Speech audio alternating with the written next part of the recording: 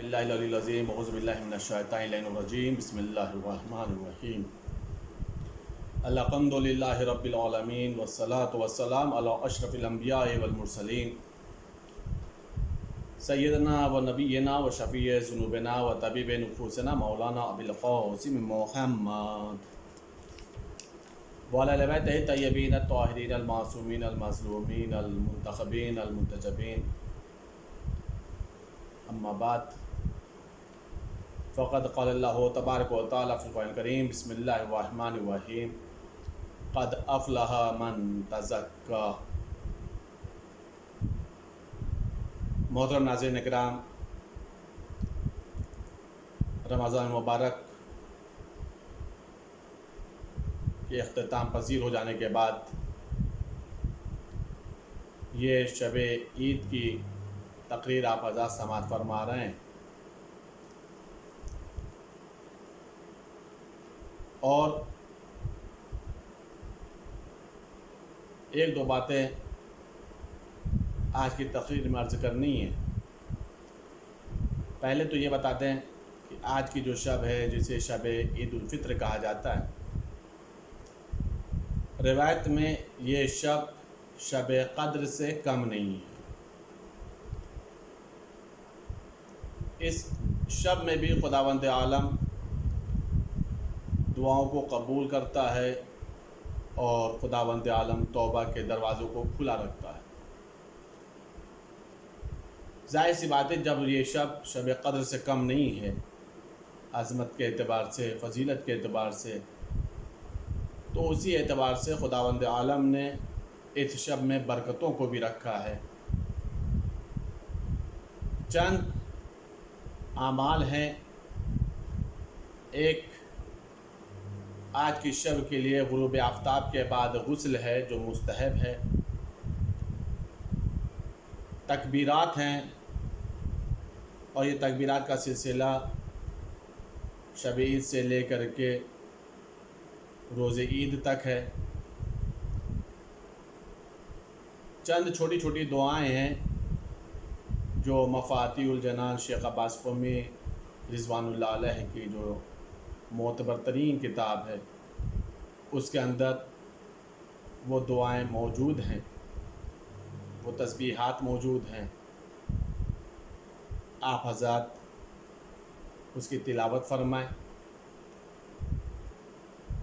2 رکعت نماز ہے۔ پہلی رکعت میں سورہ الحمد اور 100 مرتبہ سورہ توحید ہے، اور دوسری رکعت میں سورہ الحمد کے بعد 1 مرتبہ سورہ توحید ہے۔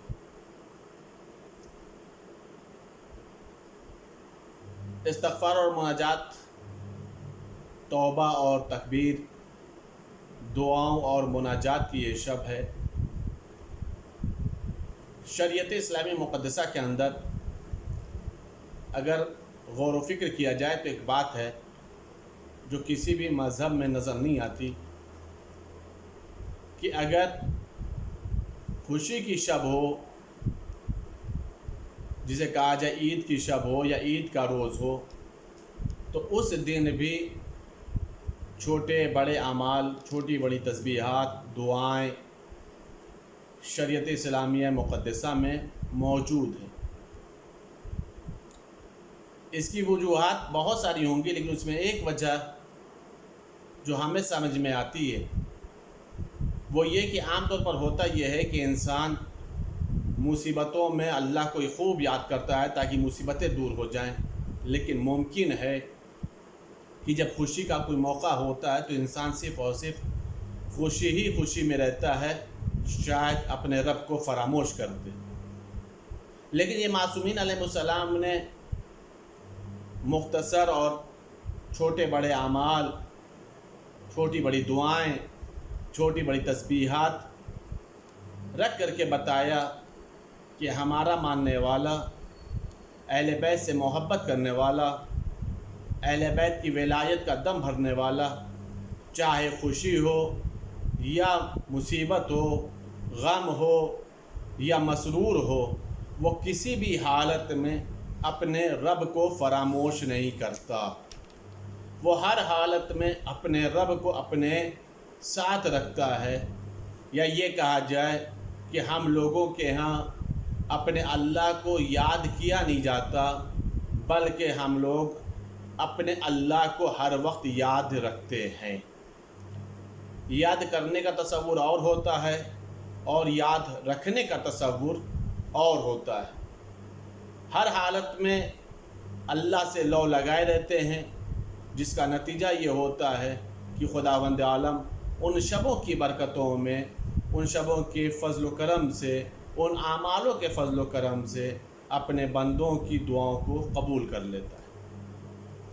ایک بات اور عرض کر دوں، رمضان مبارک ختم ہوا، ہم لوگوں نے جس حد الامکان خداوند عالم کی تسبیحات، دعائیں اور مناجات کو کیا، تلاوت قرآن کیا۔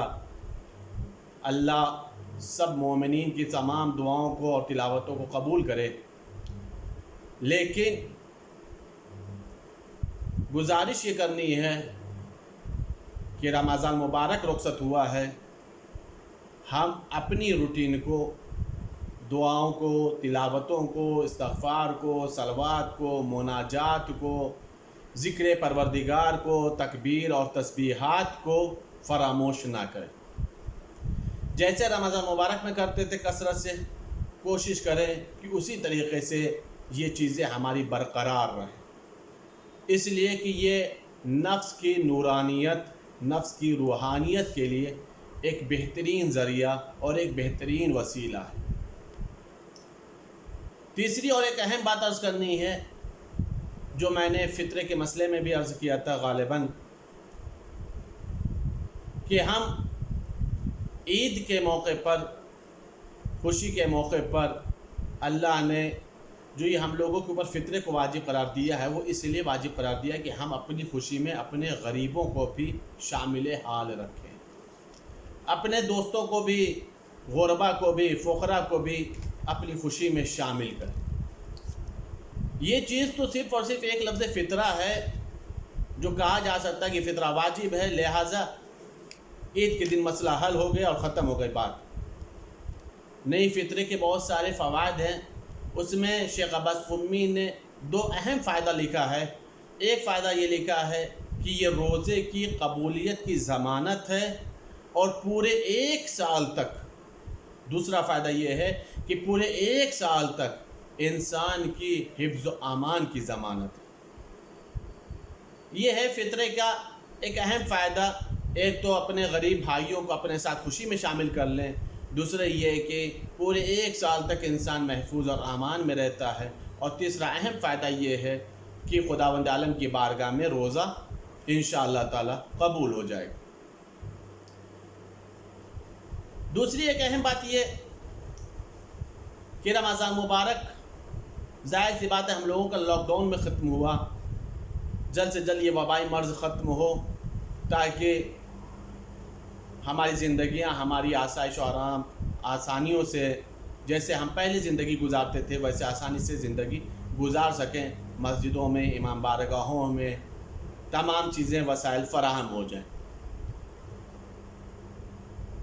لیکن الحمدللہ لاک ڈاؤن جب ہوا تو لوگوں نے، بہت سے ماشاءاللہ سے مخیر حضرات نے، ثروت مند حضرات نے غربا کی، مساکینوں کی، محتاجوں کی، ضرورت مندوں کی ہیلپ کی ہے، مدد کی ہے۔ انشاءاللہ تعالی خداوند عالم انہیں اجر عظیم عطا فرمائے گا، انشاءاللہ تعالی اللہ ان کے رزق و روزی میں برکت عطا فرمائے گا۔ لیکن اس چیز کو، ظاہر سی بات ابھی لاک ڈاؤن ختم نہیں ہوا ہے، ابھی بھی بہت سارے ایسے محتاج اور ضرورت مند ممکن ہے ملے، لہٰذا ہمیں اس بات کا خیال رکھنا ہے کہیں کوئی ایسا نہ ہو کہ ہم آرام کی زندگی گزاریں اور کوئی ہمارا ہمسایہ، کوئی ہمارا پڑوسی ضرورت مند ہو اور محتاج ہو اور وہ بیچارہ بھوکا رہ جائے۔ نہیں، اس کے اوپر ہمیشہ توجہ رکھنے کی ضرورت ہے اور خیال رکھنے کی ضرورت ہے۔ اس کے لیے میں بس ایک 2 سے 3 منٹ کے اندر ایک چھوٹا سا واقعہ پڑھتا ہوں تاکہ اندازہ لگے کہ اگر انسان ہمسائے کا خیال نہیں رکھے گا، ضرورتمندوں کی ضرورتوں کا خیال نہیں رکھے گا تو کیا ہوگا؟ بہت بڑے عالم گزرے ہیں، علامہ سید مہدی بحرالعلوم، ان کے ایک شاگرد ہیں آقا سید جواد عاملی صاحب مفتاح الکرامہ، ان کی کتاب ہے، عالم تشیع کے بہت بڑے فقیہ، خود کہتے یہ ہیں کہ رات کا وقت تھا، میں دسترخوان پہ بیٹھا کھانا نوش فرمانے کے لیے کہ کسی نے دق الباب کیا۔ جب دق الباب کیا تو میں نے دروازہ کھولا اور پوچھا کون ہے، تو دیکھا کہ آقا مہدی بحرالعلوم کا خادم ہے۔ کہا خیریت، اتنی دیر رات میں آپ کیسے تشریف لائے؟ کہا آقا دسترخوان پر بیٹھے ہیں، لیکن انہوں نے شرط رکھی کہ جب تک آپ تشریف نہیں لائیں گے وہ کھانا نہیں نوش فرمانے والے۔ آقا سید جواد عاملی بیچارے جلدی سے اٹھے اور جلدی دوڑتے ہوئے جو کہا جائے کہ اپنے استاد آقا سید مہدی بحرالعلوم سے ملاقات کے لیے ان کے دولت خانہ پر تشریف لے گئے، تو کیا دیکھا کہ دسترخوان بچھا ہوا ہے، تشت سجا ہوا ہے کھانے کا، سینی رکھی ہوئی ہے، لیکن آقا کھانا نوش نہیں فرما رہے۔ کہا خیریت ہے؟ کہا سید جواد عاملی یہ بتائیے آپ، یہ میں کیسے سوچ سکتا ہوں کہ آپ کھانا کھائیں اور آپ کا ہمسایہ 7 روز سے پریشان ہو کھانے کے مسئلے میں؟ کہا مجھے اس کا کوئی علم نہیں ہے۔ کہا یہی تو میں سوچ رہا ہوں کہ اگر علم ہوتا اور اس کے بعد بھی آپ لاپرواہی کرتے، یہاں تک کہ آپ شکم سیر ہو کر کے سوتے اور آپ کا پڑوسی ہمسایہ بھوکا رہتا، تو غالباً آپ مسلمان بھی نہیں رہتے، آپ مسلمان بھی نہیں ہوتے۔ اب آپ سوچیں یہ ہمسائے کا مسئلہ ہے، اس میں کہیں شیعہ اور دوسرے کسی فرقے کا مسئلہ نہیں، یہ صرف اور صرف ایک ہمسائے کا لفظ ہے کہ اگر آپ شکم سیر ہیں اور ہمسایہ بھوکا سو گیا ہے تو شاید آپ مسلمان بھی نہ رہے، اگر آپ کو معلوم ہے کہ سامنے والا بیچارہ بھوکا سو رہا ہے۔ کہا مجھے اس کا علم نہیں، ہوا کون ہے؟ کہا آپ کا فلاں ہمسایہ ہے، 7 روز سے اپنے اہل و عیال کا خرچہ کے لیے پریشان ہے، ایک دکاندار سے ادھار قرض کے طور پہ سامان لاتا ہے، آج گیا تھا وہ سامان لانے کے لیے تو دکاندار نے کہا کہ آپ کا قرض بہت زیادہ ہو گیا ہے، اب ہم آپ کو سامان ادھار نہیں دے سکتے، جائیے جا کر کے پہلے پیسے کا انتظام کریے۔ بیچارہ غریب ہے، اس کے پاس پیسہ نہیں تھا، آج وہ اور اس کے اہل و عیال فاقے سے ہیں، بھوکے سو رہے ہیں۔ کہا پھر میں کیا کروں؟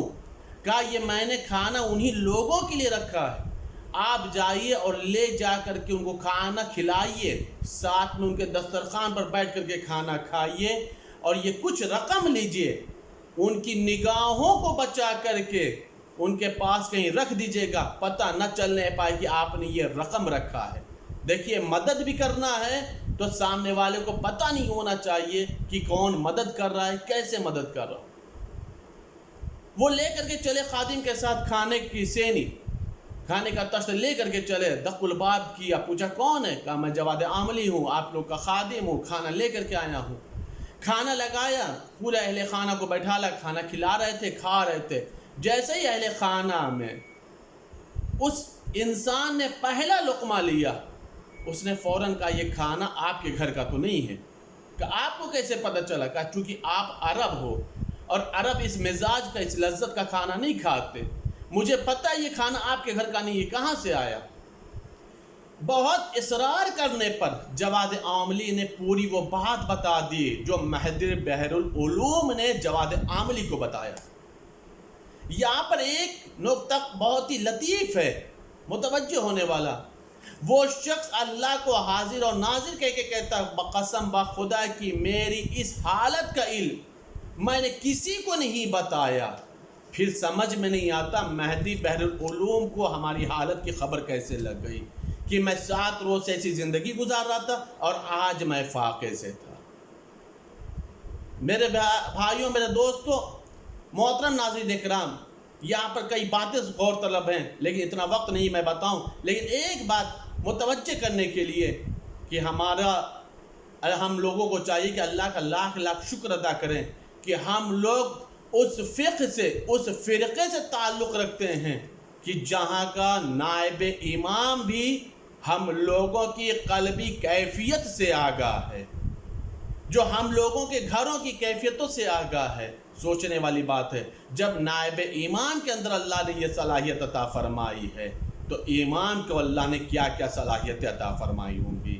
اسی لیے ہم اللہ کا شکر ادا کرتے ہیں، خداوند عالم ہم لوگوں کو اس فرقے سے تعلق رکھتا ہے، ہم لوگ اس گروہ سے تعلق رکھتے ہیں کہ جس کا امام بھی زندہ ہے، اور جو امام ہم لوگوں کی نگہبانی بھی کرتا ہے، اور ہم لوگ اس کے وسیلے سے اللہ کی بارگاہ میں اپنی دعاؤں کو مستجاب بھی کراتے ہیں۔ خداوند عالم کی بارگاہ میں دعا ہے کہ خداوند عالم اس رمضان مبارک کے تمام اعمال کو قبول فرمائے۔ میرے معبود شب عید ہے، ہم لوگوں تمام دعاؤں کو قبول فرما، جو بیمار ان سب کو شفا کلی عطا فرما۔ میرے معبود رمضان مبارک ہم لوگوں کی زندگی میں بار بار عطا رہے۔ میرے معبود ہم سب کو جو زیارات نصیب فرما، ہم سب کی تمام دعاؤں کو قبول فرما۔ امام زمان علیہ السلام کے ظہور میں تعجیل فرما، ہم سب کو ان کے اعوان و انصار میں شمار فرما۔ اللہم تقبل منا انک انت السمیع العلیم بحق محمد و آلہ الطاہرین۔